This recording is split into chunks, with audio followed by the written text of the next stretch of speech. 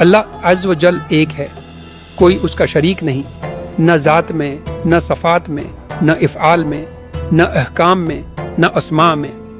وہ ضروری الوجود ہے، یعنی اس کا ہونا لازمی ہے اور اس کا نہ ہونا ناممکن ہے۔ وہ قدیم ہے، یعنی ہمیشہ سے ہے، ازلی کا مطلب بھی یہی ہے۔ وہ باقی ہے، یعنی ہمیشہ رہے گا اور اسی کو ابدی کہتے ہیں۔ وہی عبادت کے لائق ہے، وہ کسی کا محتاج نہیں بلکہ سب اس کے محتاج ہیں۔ عقل سے اس کی ذات کو سمجھنا ناممکن ہے، کیونکہ جو چیز سمجھ میں آتی ہے وہ عقل کے دائرے میں آ جاتی ہے، جبکہ اللہ کو کوئی بھی محدود نہیں کر سکتا۔ البتہ اس کے کاموں اور صفات کے ذریعے